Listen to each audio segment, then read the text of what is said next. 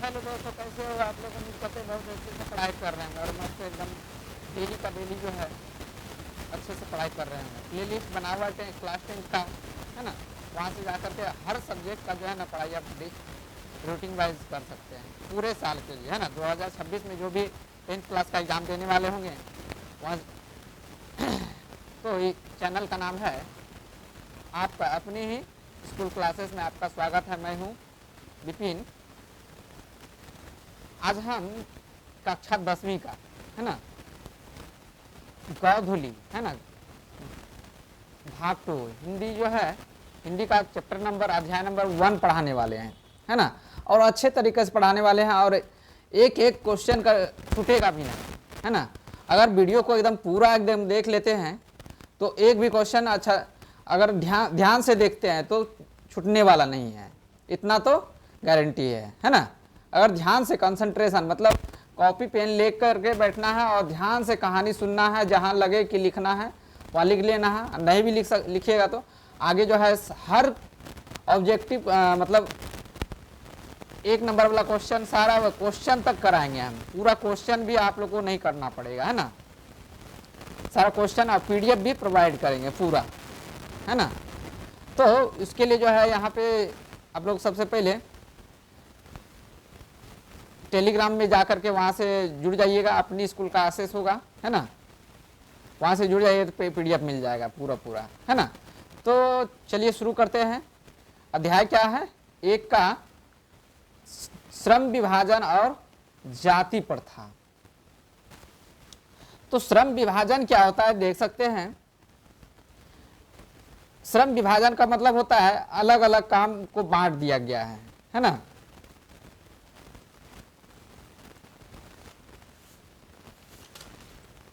श्रम विभाजन और जाति प्रथा में तो श्रम विभाजन क्या हुआ? जाति के आधार पर श्रम विभाजन कर दिया गया यहाँ पे, है ना। तो कि इस जात का अगर मान लेते कोई भी जात का है, मान लेते बढ़ई है तो बढ़ई है तो क्या करेगा?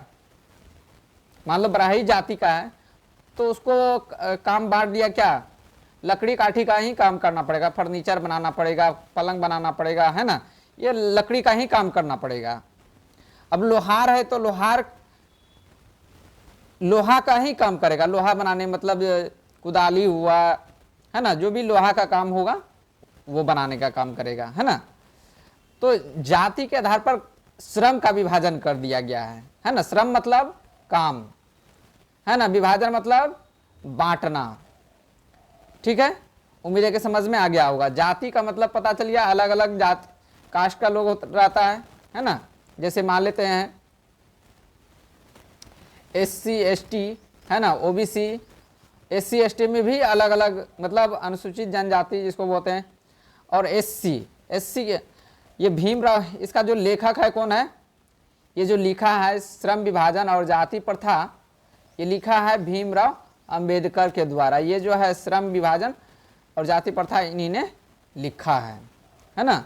और अलग अलग यहाँ पे देख सकते हैं श्रम विभाजन करके यहाँ पे बताया गया है। देख सकते हैं अलग अलग काम अलग अलग वर्गों को दे दिया गया है ना। राजा महाराजा के समय में ही ये सारा जो है ना ये हुआ है। एक्चुअली में पहले कोई जाति हुआ नहीं करता था, है ना। काम बांटा गया इसीलिए उसका नाम दिया गया था अलग अलग, है ना। जैसे कि बाल उल काटता है तो वो क्षत्रिय में होगा, है ना। और जो गटर साफ करता है, साफ सफाई का काम करता है, वो सबसे नीचे जाति का होगा, है ना। ऐसा बता दिया गया है जाति के आधार पर, है ना। अगर जाति नहीं रहता तो कोई भेदभाव उत्पन्न नहीं होता। ठीक है, उसके आधार पर श्रम विभाजन किया गया है। तो इतना तो समझ में आ गया होगा। चलिए अब शुरू करते हैं। ठीक है, तो जल्दी से आप अपना जो है जो भी फ्रेंड्स ग्रुप होगा मतलब पढ़ाई वाला ग्रुप होगा वहाँ से आप भेज सकते हैं अपने भाइयों को जो भी पढ़ने वाले होंगे, है ना।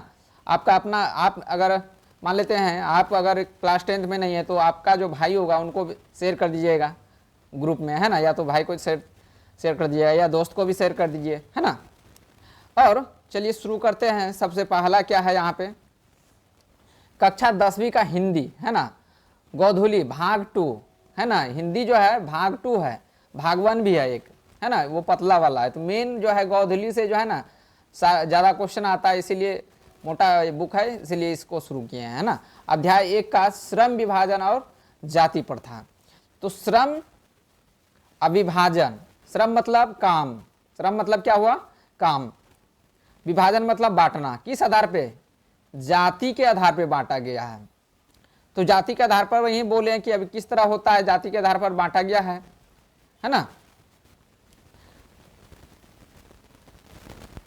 तो इसका लेखक परिचय सबसे पहले हम क्या जानेंगे, लेखक परिचय। ये बहुत ही इंपॉर्टेंट है, बहुत सारे एग्जाम में जो है मतलब बहुत साल जो है पूछा गया है, बार बार पूछा जाता है इससे क्वेश्चन, है ना, लेखक परिचय से, कि लेखक का जन्म कब हुआ, माता पिता का नाम क्या है, मृत्यु कब हुआ, कहाँ हुआ, है ना, या कहाँ से लिया गया है, ये क्या है ना। तो ध्यान रखना है। तो वीडियो को एकदम लास्ट तक देखना है, पूरा देख सकते हैं यहाँ पूरा नोट्स बना हुआ है ना, ये पूरा आपको नोट्स मिलेगा, है ना, कहीं आपको इधर उधर भटकने का जरूरत नहीं होगा। और हर सब्जेक्ट का जो है ना चैप्टर वाइज जो है आपको सॉल्यूशन मिलेगा यहाँ पे। और हमारे साथ विश्वास बना के रखें, और टेलीग्राम जरूर ज्वाइन कर ले, या तो व्हाट्सअप ग्रुप ज्वाइन कर लें, तभी डेली जो है ना आपको जो भी सब्जेक्ट होगा उसके अनुसार जो है आपको ये सारा PDF जो बना हुआ है, आपको नोट्स बनाने का भी जरूरत नहीं होगा, इसको आप प्रिंट करवा लीजिएगा और इसी से सारा क्वेश्चन रह जाएगा। इस चैप्टर से जितना भी आने वाला क्वेश्चन रहेगा सारा आ जाएगा, एक गारंटी के साथ है ना। तो सबसे पहले ध्यान देखते हैं लेखक परिचय, सबसे ये इंपॉर्टेंट है ना, इससे क्वेश्चन बहुत सारा बनता है। तो लेखक में ये जो है श्रम विभाजन जाति प्रथा कौन लिखा है, भीमराव अंबेडकर लिखा है। भीमराव अंबेडकर देख सकते हैं, ये जो है इन्होंने ही कानून बनाया था, है ना। हम लोग का जो यहाँ कानून है, कोई भी जैसे हम लोग को घर चलाने के लिए भी एक नियम होता है ना, उसी तरह पूरा देश को चलाने के लिए इन्होंने एक नियम बनाया है, जिन्होंने पूरे देश ने माना है ना। इसका नाम क्या है, डॉक्टर भीमराव अंबेडकर। हाँ, तो कहाँ बता रहे थे, हाँ, इसका लेखक कौन है, डॉक्टर भीमराव अंबेडकर। इसे जो है संविधान सभा का निर्माता भी कहा जाता है, क्योंकि संविधान का मतलब नियम कानून, है ना। जो लिखने का काम किया है ये जो है भीमराव अंबेडकर के द्वारा ही किया गया है ना। डॉक्टर भीमराव अंबेडकर के द्वारा ही किया गया है, जिससे हम लोग आज तक मानते आए हैं, सभी को मानना है ना। आगे लेखक परिचय के बारे में जानते हैं। ये जो है इसका जन्म 14 अप्रैल 1891 में हुआ था। कब हुआ था, 14 अप्रैल 1891 ईस्वी में महू, यहाँ पे महू होना चाहिए, है ना,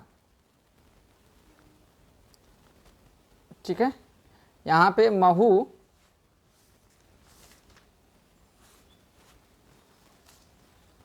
है ना, महू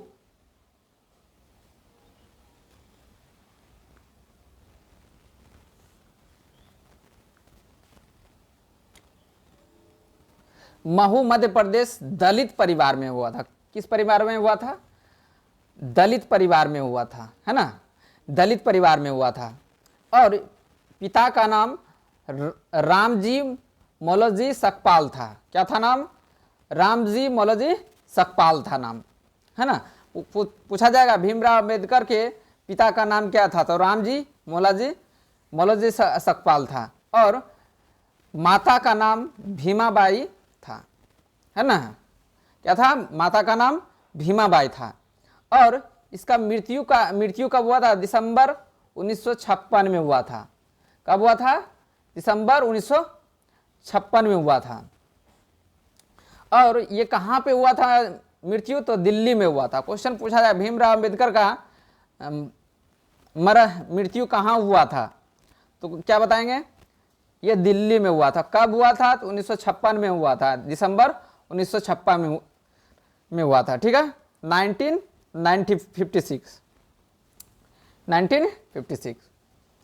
अब आते हैं ये जाति प्रथा श्रम विभाजन क्या है, लेखक या क्या है, तो ये मतलब लेख है या क्या है, ये निबंध है। क्या है, निबंध है, ये कहानी नहीं है, निबंध है ना। ये गद्य पाठ का क्या है, निबंध है, कहानी नहीं है। ये गद्य पाठ में क्या क्या क्या है, निबंध है, इतना तो पता चल गया होगा।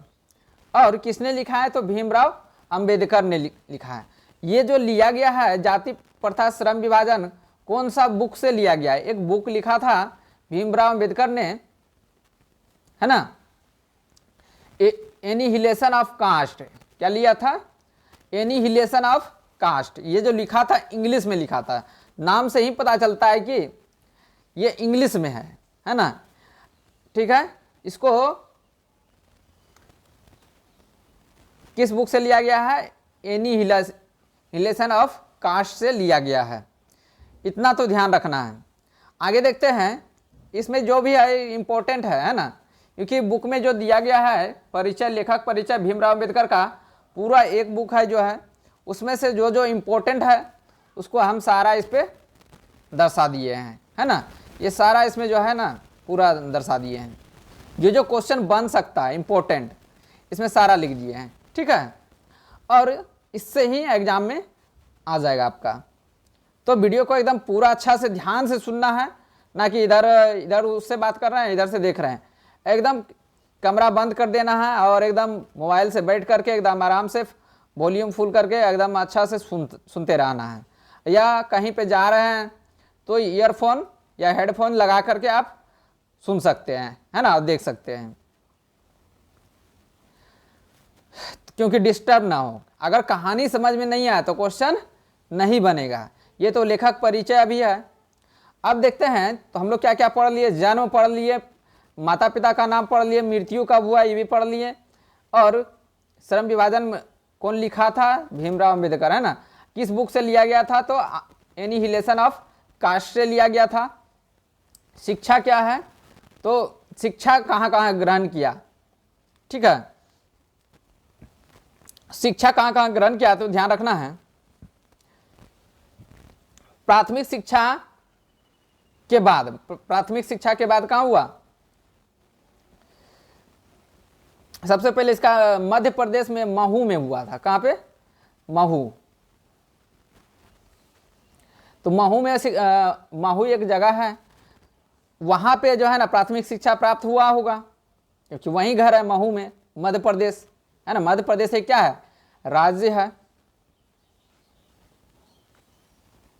अब आते हैं, तो यहाँ प्राथमिक शिक्षा हुआ होगा, उसके बाद मध्य प्रदेश में ही कहीं ना कहीं हुआ होगा। तो बड़ोदरा नरेश किसके प्रोत्साहन से? बड़ोदरा नरेश के प्रोत्साहन से। ध्यान रखना है, पूछा जाए क्वेश्चन कि भीमराव अंबेडकर का जो है पढ़ाई के लिए प्रोत्साहन किसने दिया था? तो बड़ोदरा नरेश ने दिया था। किसने दिया था? बड़ोदरा नरेश ने दिया था, किया था। उच्चतर शिक्षा के लिए कहाँ गया वो? न्यूयॉर्क गया। न्यूयॉर्क कहाँ? मतलब न्यूयॉर्क कहाँ पे है? अमेरिका में है। कहाँ? फिर वहाँ से वो जो है लंदन गए। लंदन कहाँ है? इंग्लैंड में। लंदन में क्या है? इंग्लैंड है, वहाँ गए। उन्होंने संस्कृत का धार्मिक, पौराणिक और पुरावैदिक वाग्मय अनुवाद के जरिए पढ़ा, है ना। संस्कृत का जो धार्मिक बुक था और पौराणिक मतलब पुराना जो ये था धार्मिक बुक, है ना, पुराना जो है उसको पुरावैदिक मतलब पुराना वाला वैदिक जो है वाग्मय बुक है ना, उसको अनुवाद के जरिए पढ़ा, अनुवाद करके पढ़ा था, है ना। ये कौन से किसके जानकार थे? तो ये बहुत सारे क्षेत्र में जो है ना ये जानकार रखते थे। तो कौन सा क्षेत्र के जानकार थे? इतिहास मीमांसा, मतलब इतिहास भी ये जानते थे, है ना, इतिहास जानते थे, इतिहास के बारे में अच्छा नॉलेज था।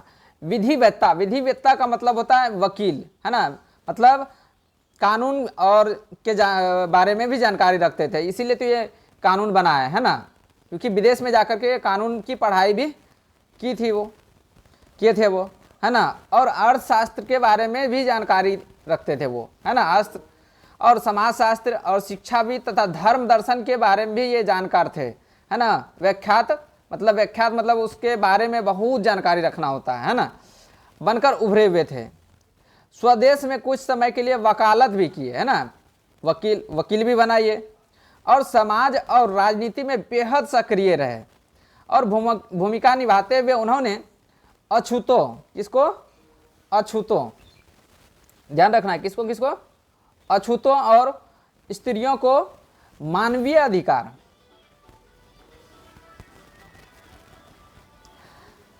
मानवीय अधिकार सम्मान दिलाने के लिए अथक संघर्ष किया। किसके लिए क्या था? अछूतों और मजदूरों के लिए जो है ना अथक परिश्रम किया था। तो पूछा जाएगा भीमराव अंबेडकर जो है किसके लिए, जो मानवीय अधिकार के लिए सम्मान दिलाने के लिए अथक संघर्ष किए थे? तो अछूतों और स्त्रियों और मजदूरों के लिए जो है ना के सम्मान दिलाने के लिए अथक संघर्ष किए थे, है ना। क्वेश्चन इस तरह पूछा जाता है। और ये भी पूछा जाता है भीमराव अंबेडकर किसके प्रेरक थे? प्रेरक मतलब अपना आदर्श मानना, है ना। हर व्यक्ति का कोई ना कोई आदर्श व्यक्ति होता है ना। जैसे हम लोग का है भीमराव अंबेडकर, जैसे मेरा बता दे तो भीमराव अंबेडकर है, स्वामी विवेकानंद है ना। और कुछ कवि में है जो अभी कुमार विश्वास है ना। एक और हीरो रो जो है मेरा कोई ये नहीं है ना, कि हम किसी का फैन बन जाए, है ना। हम सिर्फ फैन किसी को बनाते हैं, है ना, हम फैन होते नहीं हैं किसी का। हाँ, हम मतलब फॉलो किसको किसको करते हैं? तो जैसे भीमराव अंबेडकर हो गया, स्वामी विवेकानंद हो गया, ये सारा जो है ना व्यक्ति को जो है ना फॉलो करते हैं। और भी एक दो तो ये है, जैसे अभी के अथी में बोला जाए तो खान सर हो गया, है ना, ये सारा। तो इसके प्रेरक कौन थे? मतलब ये जो है किससे प्रभावित है? मतलब फॉलो करते थे, है ना। बुद्ध, कबीर और ज्योतिबा फूले, ये तीनों जो है तीनों को फॉलो करते थे, है ना। इससे प्रेरक थे, मतलब प्रेरणा लेते थे आगे कुछ करने के लिए। तो ज्योतिबा फूले जो थे ये पुरुष है, क्या है? पुरुष है। ये जो है सबसे पहला जो है विद्यालय खोला था भारत में, विद्यालय जो है यही खोला था।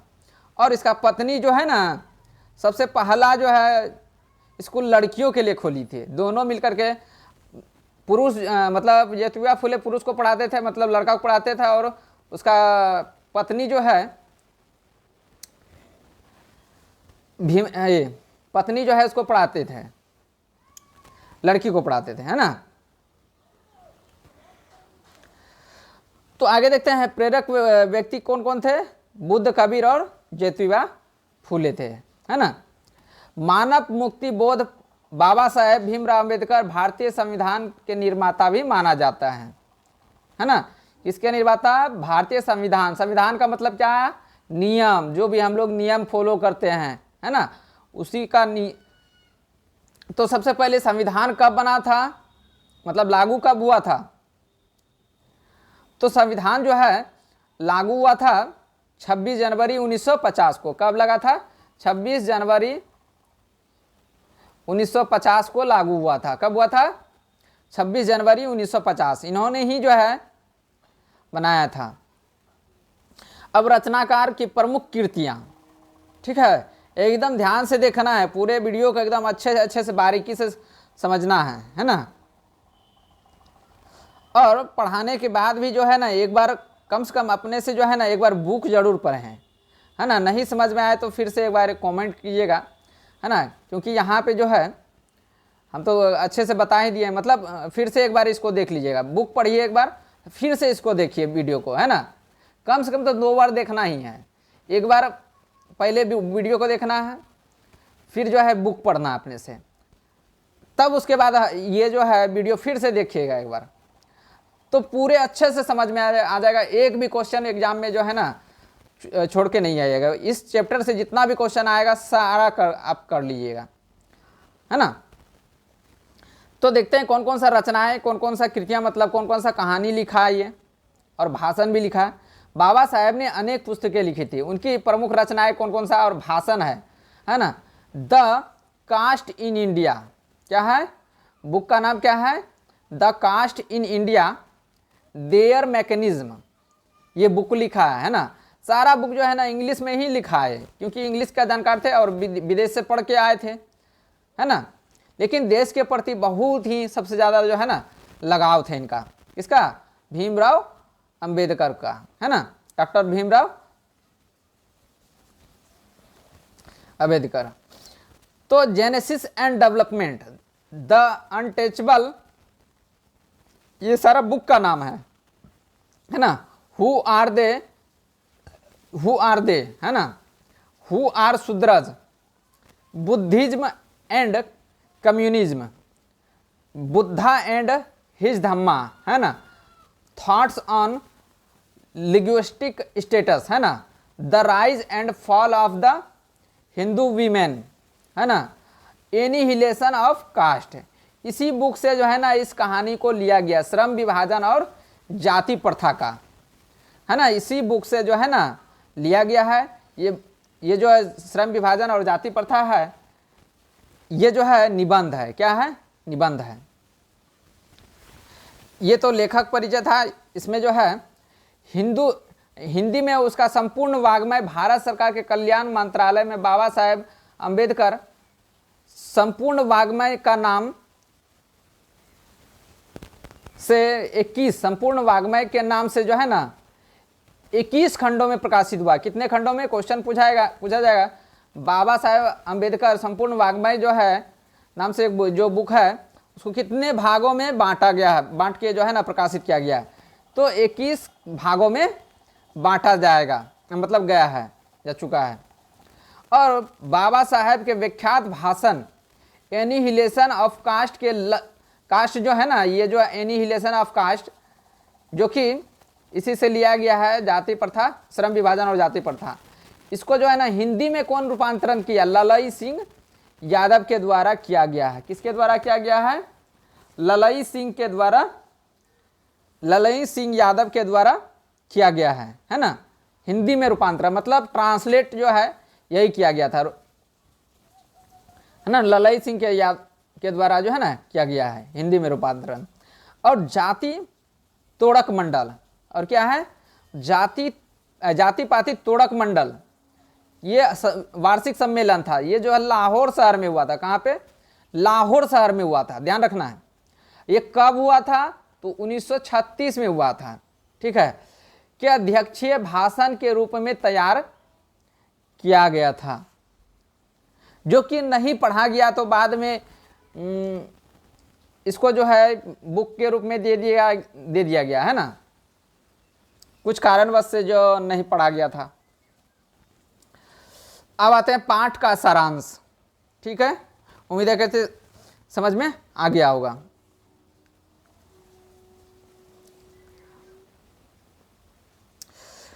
एकदम ध्यान से देखना है एकदम। अगर मान लीजिए कहीं बाहर में है तो उसको जो है हेडफोन या ईयरफोन लगा लेना है कान में और अच्छे से देखना है ना। अगर घर में है तो एकदम अच्छा से कमरा बंद करके आराम से, कोई डिस्टर्ब ना करे, और एक एक चीज़ों को जो है ना अच्छे से सुनना है, अच्छे से समझना है। अगर इस तरह समझ लिए,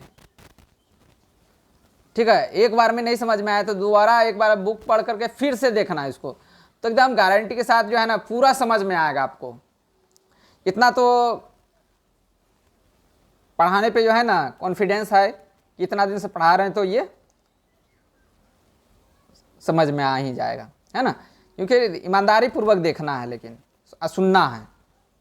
लिखने का तो ज़रूरत नहीं पड़ेगा, क्योंकि ये PDF आपको मिल जाएगा टेलीग्राम चैनल पे या तो व्हाट्सएप चैनल पे, वहाँ से जा कर के। कहाँ मिलेगा, अपनी स्कूल क्लासेस में, है ना। अपनी स्कूल क्लासेस में जो है यहाँ पे जो है टेलीग्राम में जा कर के सर्च करना है अपनी स्कूल क्लासेस, ऐसा लोगो आएगा, है ना। ये लोगो आएगा अपनी स्कूल क्लासेस, इसमें मेरा पिक्चर फोटो भी है। जिन लोगों को आसपास कटिहार के आसपास के हैं वो BM टीचिंग सेंटर में आ सकते हैं ऑफलाइन क्लास करने के लिए, अगर जिन लोगों को ऑफलाइन क्लास करना है तो, है ना। और यहाँ पे नंबर दिया गया है, कॉल करके आप पूछ सकते हैं टाइमिंग, है ना, कब से कब है,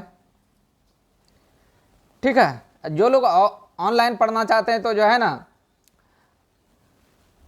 तो उनके लिए जो है YouTube पे फ्री है, सिर्फ खाली उसके लिए जो है आपको सब्सक्राइब करना पड़ेगा और टेलीग्राम चैनल को ज्वाइन कर लेना है।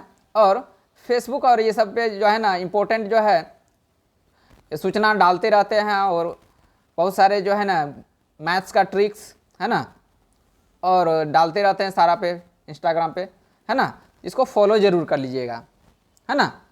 वीडियो के डिस्क्रिप्शन में लिंक दिया होगा, है ना, वहाँ से जाकर के आप डायरेक्ट देख सकते हैं। ठीक है, उम्मीद करते हैं समझ में आ गया होगा। तो इसमें जो है कौन कौन सा का क्लास का होता है, तो ये क्लास 9 से लेकर के 12 तक का जो है ना सभी सब्जेक्ट का जो है ना पढ़ाई होता है। अब स्टेट बोर्ड का, है ना, बिहार बोर्ड का और अदर बोर्ड का भी होता है। तो इसका पाठ का सारांश जान लेते हैं। उसका भी जाति प्रथा, श्रम विभाजन, जाति प्रथा में इसका सारांश क्या है। सारांश का मतलब शॉर्ट में स्टोरी क्या है, इसको जानेंगे, है ना। तो ये शॉर्ट में स्टोरी हम आप लोग को बता देते हैं, उसके बाद विस्तार से जानेंगे, है ना। और जल्द ही जो है ना ये जो हिंदी ग्रामर का भी शुरू करने वाले हैं। एक 2 वीडियो डाले हुए हैं हिंदी ग्रामर का, जो संधि विच्छेद वाला है, ठीक है, वो भी आप जाके जो है ना सबका प्लेलिस्ट बना हुआ है। प्लेलिस्ट सबका सारा सब्जेक्ट का प्लेलिस्ट अलग अलग बना हुआ है, और मल्टीपल प्ले ये भी है, ठीक है। तो आगे देखते हैं इसमें। तो पाठ का सारांश क्या है।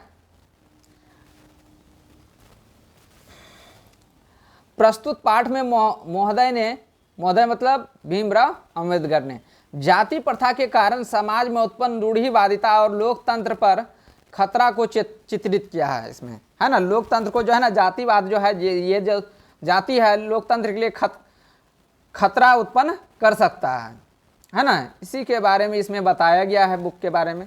तो देखते हैं आज के वैज्ञानिक युग में, है ना, आज का जो युग है वैज्ञानिक का युग है ना, जातिवाद के पोषक की कमी नहीं है ना। किसने कहा, ये भीमराव अंबेडकर ने कहा है। उनका तर्क है कि आधुनिक समाज क्वेश्चन कार्य कुशलता के लिए जहाँ जहाँ अंडरलाइन किए हैं या तो कलर किए हैं अलग कलर से, वहाँ समझ लीजिए ऑब्जेक्टिव बनेगा सवाल, है ना। जैसे यहाँ रेड किए हैं तो यहाँ भी ऑब्जेक्टिव आंसर होगा। जहाँ जहाँ भी अलग अलग कलर से किए हैं ना, वहाँ ऑब्जेक्टिव आंसर कहीं ना कहीं होगा, है ना। तो कार्य कुशलता के लिए श्रम विभाजन को आवश्यक मानता है। अगर जो है चूंकि जाति प्रथा मतलब कार्य कुशलता के लिए श्रम विभाजन मानता है, मतलब जिसको जो है कार्य कुशलता मतलब जिसको जो काम, कार्य कुशलता का मतलब होता है कि जिसको जो काम आता है वही उसके अनुसार वो काम विभाजन करे, मतलब काम अपना बांट ले। जैसे हमको मान लेते हैं हमको पढ़ाने आता है, तो हम पढ़ाना चुन लिए। किसी को अब कोई कास्ट से रहे, है ना, उससे मतलब नहीं है। जिसको जो काम आए वही करना चाहिए आपको, या जिसको जो काम अच्छा लगे, है ना, जिसको जो काम अच्छा लगेगा तो वो मन से करेगा, है ना। नहीं लगता है काम अच्छा करने में, ज़बरदस्ती उसको भिड़ा दिए हैं तो मतलब टालू काम करेगा, मतलब टालते हुए, मतलब मन से नहीं करेगा, है ना, खाली दिन काटेगा। जिसको उस काम में अगर मन लगता है उसको वो काम दे दीजिएगा। इसका कहने का मतलब कार्य कुशलता का मतलब यही है कि जिस काम को जो आदमी करने में अच्छा लग रहा है उसको वही काम दीजिए, है ना, तभी वो अच्छे से कार्य कुशलता के साथ जो है ना अच्छा से काम करेगा। उसी के आधार पर श्रम को विभाजन मतलब काम को बांटना चाहिए, आवश्यक मानता है। आधुनिक वाला, है ना, आधुनिक समाज जो जानता है। लेकिन चूंकि जाति प्रथा भी श्रम विभाजन का ही दूसरा रूप है। जाति प्रथा क्या है, जाति प्रथा के कारण ही जो है ना श्रम विभाजन हुआ है, उसी का दूसरा रूप है। तो क्वेश्चन क्या पूछा है, जाति प्रथा का दूसरा रूप क्या है, तो श्रम विभाजन है। क्या है, श्रम विभाजन है, ठीक है, अंडरलाइन कर दिए।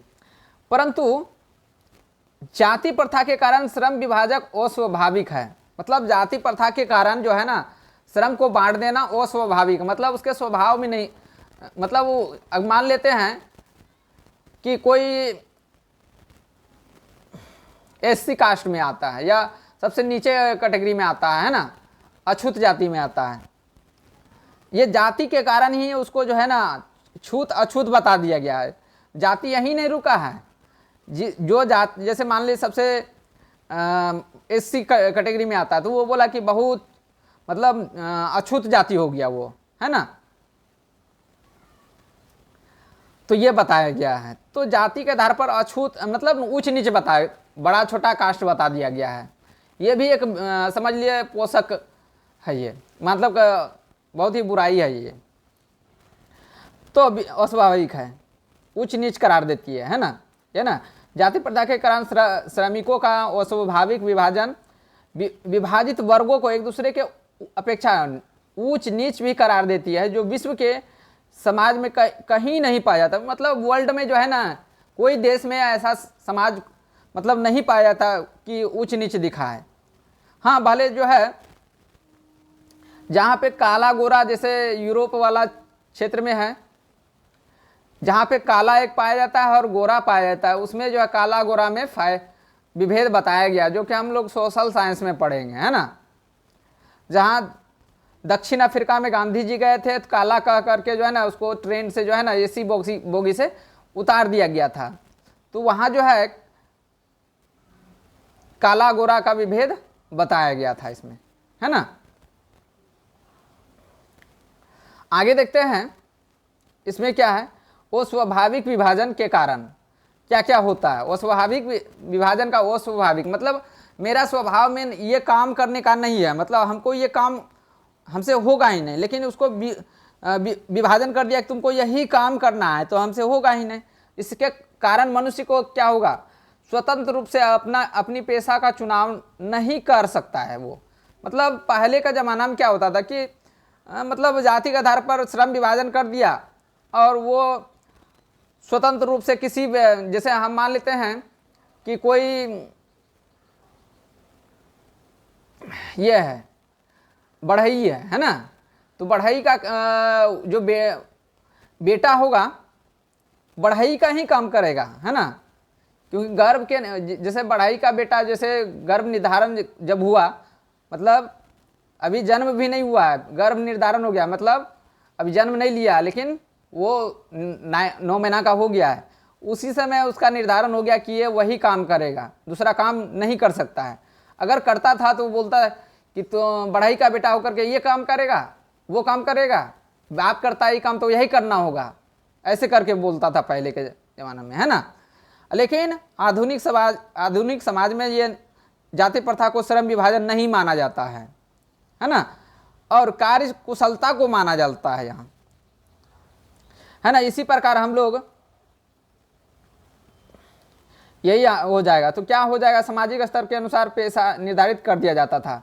मनुष्यों जीवन भर के लिए एक पेशा में बंध जाता था, है ना। जिस कास्ट में जन्म ले लिया वो जीवन भर के लिए वो पेशा का अनुपयुक्त और पर्याप्त होने के कारण वह भूखे मर जाता था, मर जाए, है ना। पैतृक पेशा, पैतृक मतलब पिता का जो पेशा था, मतलब जो काम करता था, पेशा मतलब जो भी काम, वह पारंगत नहीं हो, है ना। मतलब वह पैतृक पेशा में पारंगत मतलब उसको अच्छा से अपना पिता जो काम करता था उसको बेटा को नहीं आ रहा है, कर पा रहा है, तब पर भी उसको जो है ना इसके बाद भी वह चुनना पड़ता था काम करने के लिए, है ना। और जाति प्रथा में बेरोजगारी का प्रमुख प्रत्यक्ष कारण बना है। जाति प्रथा का प्रमुख कारण क्या बना है, बेरोजगारी हो गया है ना। तो इसमें यही था।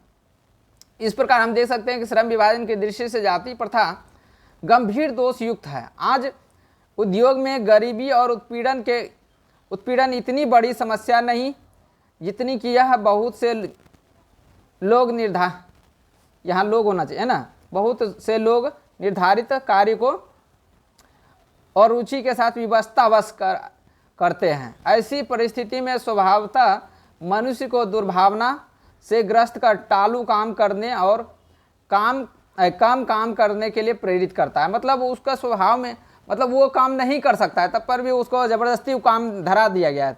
टालू काम का मतलब टाल के, है ना, नहीं के बराबर करना है ना,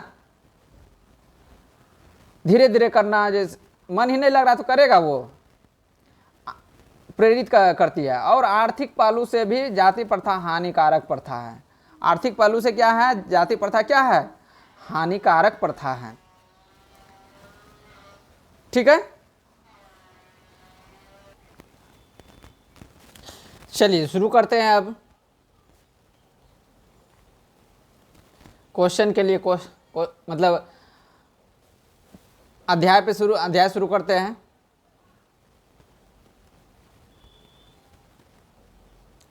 चलिए अध्याय शुरू करने से पहले कुछ अर्थ जान लेते हैं, क्योंकि अर्थ अगर नहीं पता रहेगा तो समझ में कहानी नहीं आएगा। ठीक है, तो ध्यान से देखना है।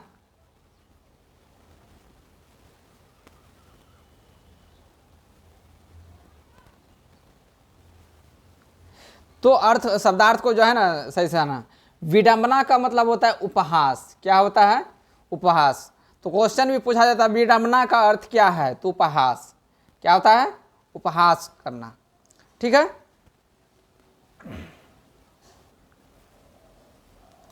तो उपहास का भी अर्थ होता है ना व्यंग्यात्मक हंसी। मतलब नहीं होता है किसी को चिढ़ाना हंस करके, है ना। तो समझ लो उसको, ये उपहास का मतलब हंस के चिढ़ाना भी हो गया, है ना, हंसी का पात्र। व्यंग,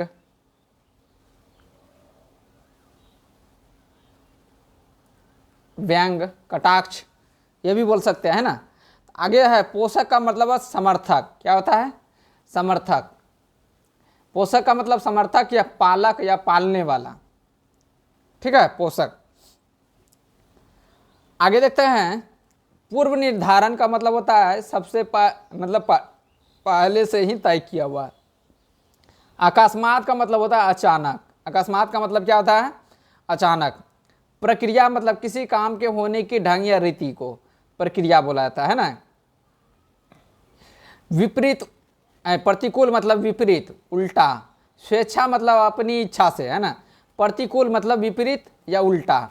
स्वेच्छा का मतलब होता है अपनी इच्छा से, है ना। उत्पीड़न, उत्पीड़न का मतलब बहुत गहरी पीड़ा पहुंचाना या यांत्रणा देना, मतलब किसी को पीड़ा पहुंचाना, है ना।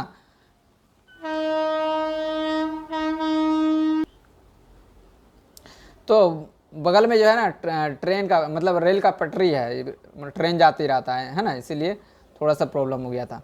तो ध्यान रखना है। उत्पीड़न हो गया। संचारित, संचारित का मतलब संचारित का मतलब प्रवाहित होता है, मतलब चलते रहना या बहते रहना। बहुविध, बहुविध का मतलब अनेक प्रकार से। बहुविध का मतलब क्या होता है, अनेक प्रकार से। प्रत्यक्ष मतलब क्या होता है, सामने या समक्ष। ठीक है, तो वीडियो को एकदम लास्ट तक जरूर देखना है, पूरे समझ में आएगा, एक भी क्वेश्चन आपसे नहीं छूटेगा, है ना। भ्रातृत्व का मतलब होता है भाईचारा। क्या होता है, भाईचारा। वांछित का मतलब होता है आकांक्षित या चाह रखने वाला। वांछित का मतलब चाहा हुआ, है ना, आकांक्षित। समझ में आ गया होगा। अब आते हैं अध्याय पे, है ना। अध्याय नंबर 1 है श्रम विभाजन और जाति प्रथा का अर्थ ही बता ही दिए थे, एक बार फिर से बता देते हैं। तो श्रम का मतलब क्या होता है, काम। क्या होता है, श्रम का अर्थ होता है काम। ठीक है, श्रम का क्या अर्थ होता है, काम। और विभाजन का मतलब होता है बांटना।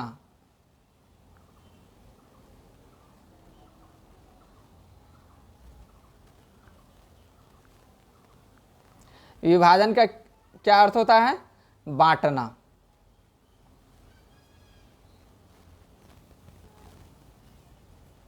और जाति का मतलब अलग अलग लोगों को जो है ना अलग अलग जाति का नाम दे दिया गया, है ना।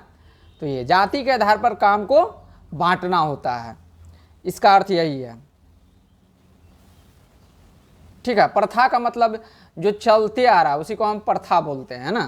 प्रथा का मतलब क्या होता है, जो पहले से जो कोई नियम हो या जो भी हो चलते आ रहा है उसी को प्रथा बोलते हैं, ना। तो समझ में आ गया होगा अर्थ। आगे आते हैं यह विडंबना है कि, विडंबना का अर्थ अभी तुरंत बताए थे, उपहास, है ना। उपहास का मतलब बहुत खराब वाली बात है ना, कि विडंबना की बात यह है कि इस युग में जातिवाद के पोषक की कमी नहीं है। ये कौन कह रहा है? भीमराव अंबेडकर, मतलब लेखक। पोषक की कमी नहीं है ना। इस युग में भी, मतलब आधुनिक युग में, है ना, इस युग का मतलब आधुनिक युग में पोषकों की कमी नहीं है। इस पोषकों के कई आधार पर समर्थन करते हैं, अलग अलग आधार पे जो है ना समर्थन करता है। समर्थन के आधार पर यह कहा जाता है कि आधुनिक सभ्य क्या है? आधुनिक सभ्य जो कहा जाता है, कार्य कुशल के लिए श्रम विभाजन को आवश्यक मानता है। किसके लिए मानता है? कार्य कुशल के लिए आवश्यक मानता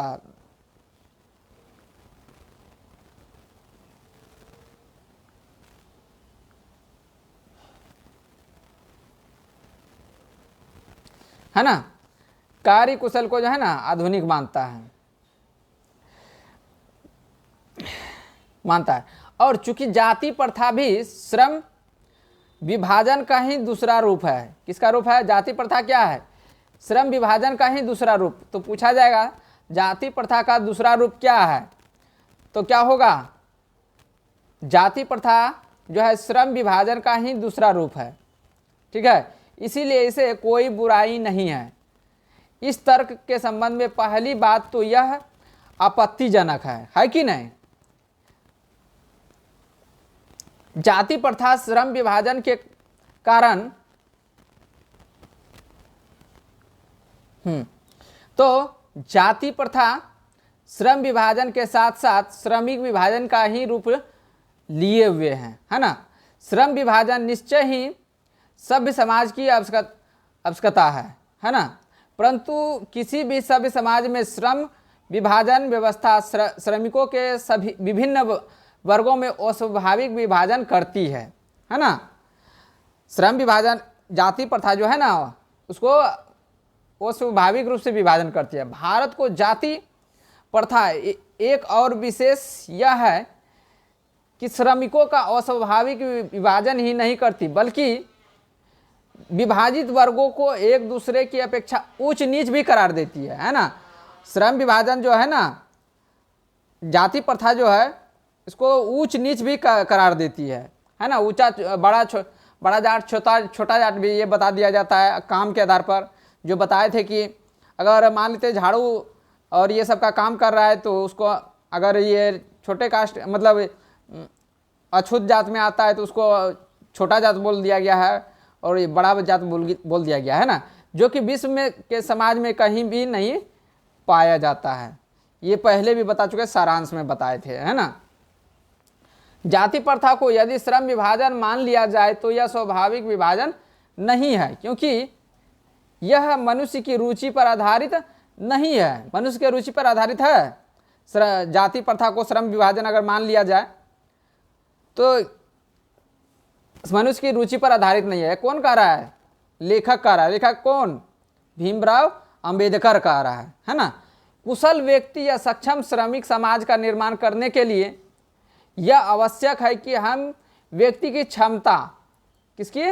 व्यक्ति की क्षमता के अनुसार, जैसे मान लेते हैं एक व्यक्ति अगर मिस्त्री का काम कर सकता है तो उसको मिस्त्री का ही काम कर देना चाहिए, जैसे घर बनाने का, है ना। अगर मिस्त्री घर बनाने का काम है उसको भिड़ा दीजिएगा कपड़ा सीने के लिए तो वो सी नहीं पाएगा, क्योंकि उसके अनुसार वो क्षमता नहीं है। अब जो कपड़ा सिलाई करता है उसको भिड़ा दीजिए कोदरा पड़ने तो वो काम नहीं कर पाएगा। जैसे हम लोग को, मेरा ही बता देते हैं कि हमको जो है पढ़ाना अच्छा लगता है, करने का तो हम उधारी पढ़ने का भी काम कर लेंगे, लेकिन जो है हमको वो अच्छा नहीं लगता है ना।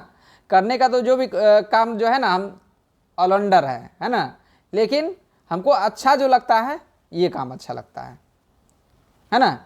हम जो है लगभग कोई भी काम कर सकते हैं, ठीक है, लेकिन मेरे रुचि के अनुसार काम नहीं है। समझ में आया? ये निजी क्षमता के विचार किए बिना दृष्टिकोण से क्षमता विकसित करें जिससे वह अपने पेशा या कार्य, तो यही था। हाँ, कहाँ पढ़ा रहे थे? यह आवश्यक नहीं कि हम व्यक्तियों की क्षमता और सीमा तक विकसित करें जिससे वह अपने पेशा या मतलब हमको जो है ना अपना क्षमता और सीमा का विकसित करना चाहिए, है ना। जैसे मतलब पढ़ाई लिखाई करेगा तभी तो कुछ आगे काम कर पाएगा, अच्छा काम, है ना। नहीं तो क्या करेगा, लेबर का काम करेगा, है ना, या कोई और काम करेगा। अगर पढ़ लिख लेगा तो अच्छा थोड़ा काम करेगा, है ना, जिससे वो अपना पेशा अपने रुचि के अनुसार ना कार्य चुनाव स्वयं कर सके, मतलब अपने अनुसार, है ना। इस सिद्धांत के विपरीत जो है ना जाति प्रथा है, उल्टा ये जाति प्रथा का दूषित सिद्धांत ये है। मतलब जाति प्रथा में ये जो है ना सिद्धांत दूषित प्रथा है। मतलब जाति प्रथा में क्या है कि जिस जाति में जन्म ले लिया वही जाति, उस जाति में जो उसका पिता जो काम करता है वही काम करना पड़ेगा, है ना। इससे मनुष्य के प्रशिक्षण अथवा उसकी निजी क्षमता के विचार किए बिना, मतलब उससे बिना पूछे कि तुमको कौन सा काम अच्छा लगता है, कौन सा काम कर सकता है, बिना पूछे, है ना, उसको बांट दिया गया कि ये काम करना है तुमको दूसरे ही दृष्टिकोण से, जैसे माता पिता के सामाजिक स्तर के अनुसार से, है ना। समाज में जो है माता पिता जो काम कर रहा है तो समाज में क्या बोलेगा, वही काम करना होगा तुमको, है ना, के अनुसार ही जो है मनुष्य को पेशा निर्धारित कर दिया जाता। मतलब गर्भ निर्धारण, मतलब जन्म अभी हुआ ही नहीं है, जन्म मतलब गर्भ धारण, मतलब जिस समय पेट में 9 महीना पुरने वाला ही होगा उस समय ही मनुष्य का जो है ना पेशा निर्धारित कर दिया जाता है माता पिता के अनुसार और समाज के अनुसार, है ना। समाज पहले के समय में क्या होता था, समाज अगर मान लेते हैं लोहार का बेटा है तो मतलब लोहा का ही काम करेगा, दूसरा काम नहीं कर सकता था, करने ही नहीं दिया जाता था, है ना। अगर ठाकुर का मतलब क्षत्रिय का बेटा है तो वो वही काम करेगा, है ना। तो जाति प्रथा दोषपूर्ण पूर्व निर्धारण ही नहीं करती बल्कि मनुष्य को जीवन भर के लिए एक पेशा में बांध देती है, भले ही पेशा अनुपयुक्त या अपर्याप्त होने के कारण वह भूखे मर जाए, है ना।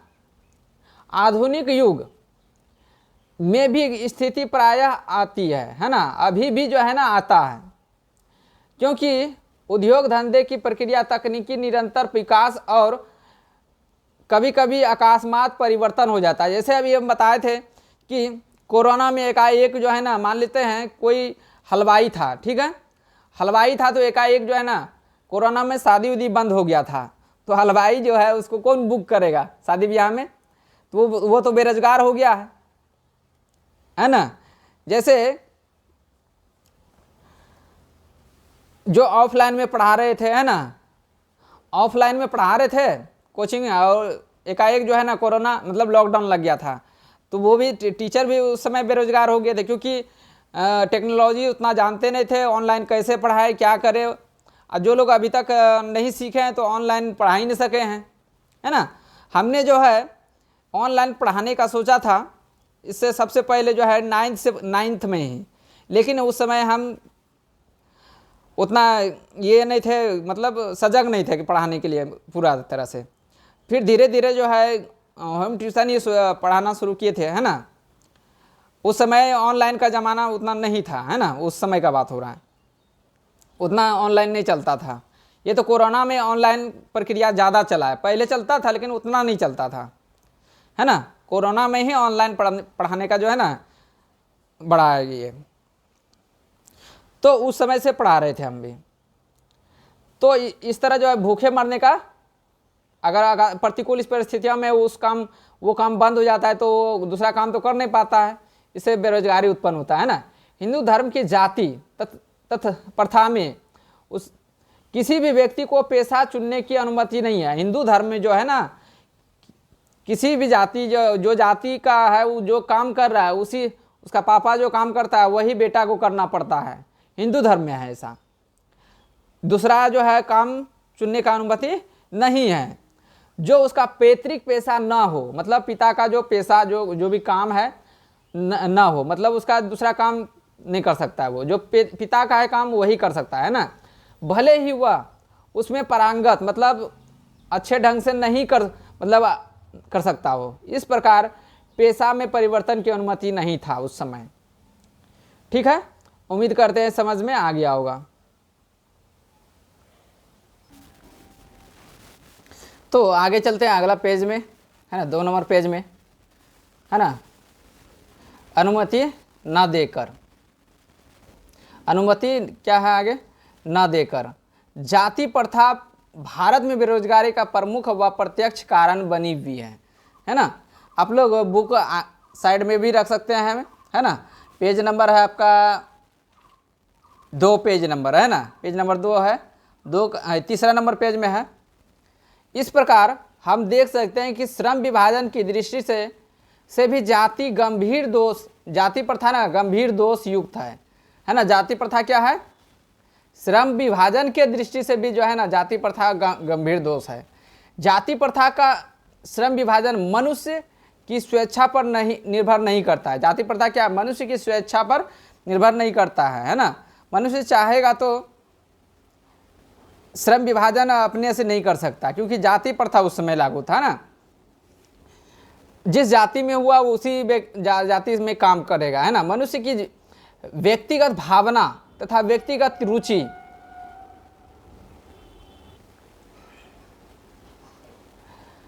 रुचि इसमें कोई स्थान अथवा महत्व नहीं है। मतलब व्यक्ति का जो है रुचि, मतलब क्या चाहता है, वो क्या काम करना चाहता है, उसका कोई महत्व नहीं है इस जाति प्रथा में, है ना। इस आधार पर हमें यह स्वीकार करना पड़ेगा कि आज के उद्योग में गरीब और उत्पीड़न इतनी बड़ी समस्या, आज के उद्योग नहीं होना चाहिए, मिस्टेक हो गया है लगता है, नहीं ठीक है। आज के उद्योगों में गरीब और उत्पीड़न इतना बड़ी समस्या नहीं है आज के समय में, है ना।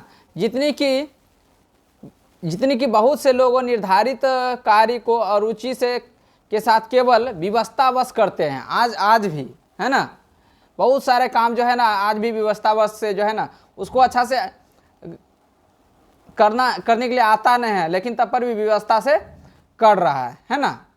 ऐसा नहीं होना चाहिए, है ना। उसको जो अच्छा काम लगना चाहिए वही करना चाहिए, क्योंकि मान लीजिए कि जैसे बिहार है, बिहार में उतना काम नहीं है तो अरुचिकर मतलब अरुचि वाला काम करेगा, मतलब जो नहीं भी करने में मन लगता है वो भी करना पड़ेगा मजबूरी से, है ना। क्योंकि जो काम करने आता है वो वाला काम यहाँ है नहीं, है ना। इसीलिए बिहार की बात सबसे ज़्यादा है। अब बिहार में ही सबसे ज़्यादा मजदूर बनता है ना। और मतलब बनता क्या है, मतलब बाहर जाता है काम करने के लिए, है ना।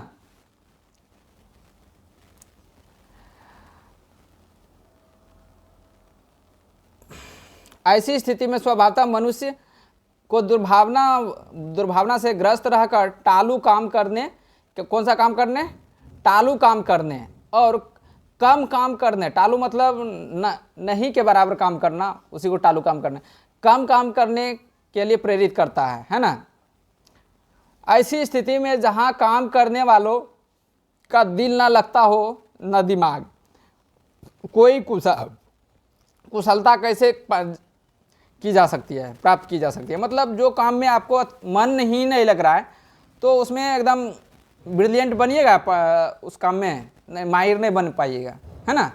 इसीलिए जिसमें मन लगना चाहिए वही काम करना चाहिए, है ना। आपको जो मन लगता है, जैसे पढ़ाई में भी जो है ना, जिस सब्जेक्ट को ये जो है लागू सभी पे होता है। जैसे मान लेते हैं आपको मैट्रिक पास करके जो है ना इंटर में आर्ट्स लेना है या साइंस, है ना, या कॉमर्स, आपको जिस सब्जेक्ट में जो अच्छा लगे सब्जेक्ट पढ़ने में वही लेना चाहिए। साइंस अगर लगता है तो साइंस लीजिए, है ना। आर्ट्स अच्छा लगता है तो आर्ट्स लीजिए।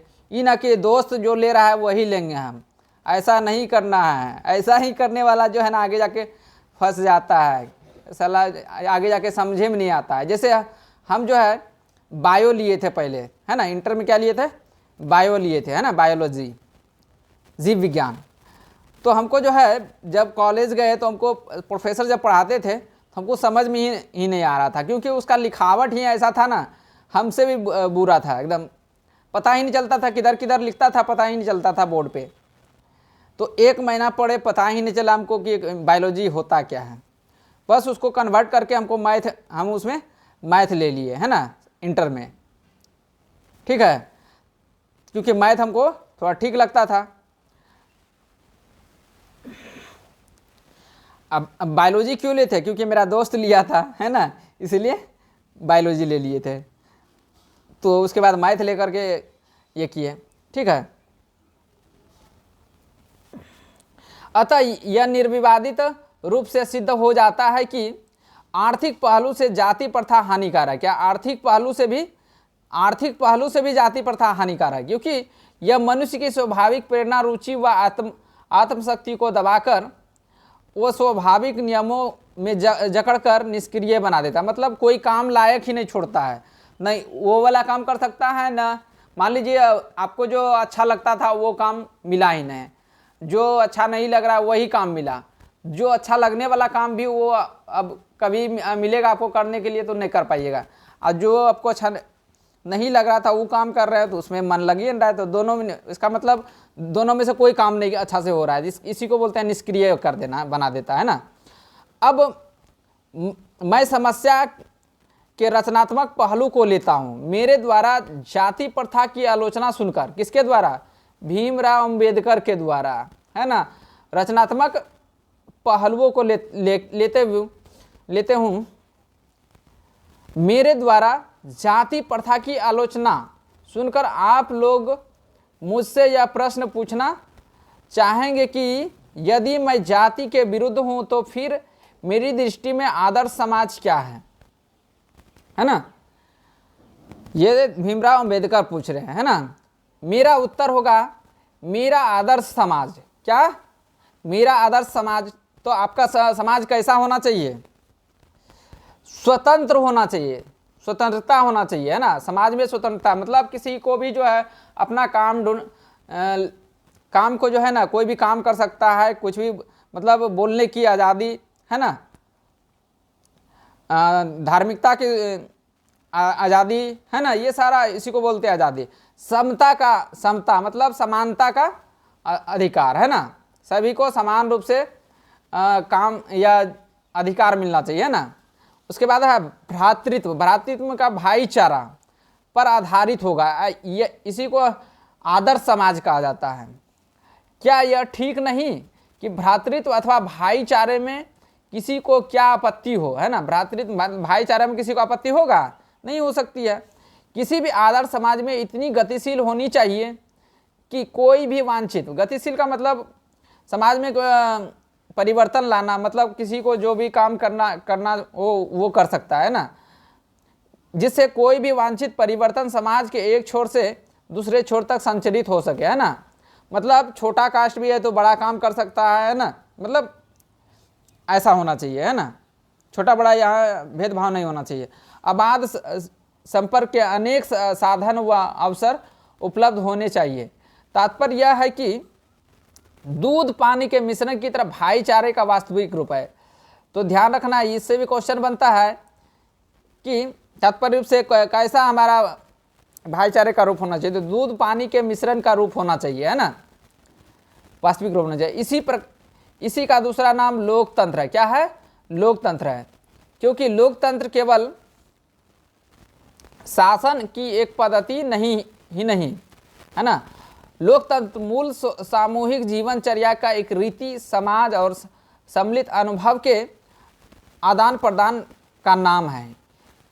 इसमें यह आवश्यक है कि अपने साथियों के प्रति श्रद्धा व सम्मान भाव हो। ऐसा होना चाहिए हमारा समाज। ये भीमराव अंबेडकर के अनुसार ऐसा समाज होना चाहिए, ये बताया गया है इस जगह से, है ना।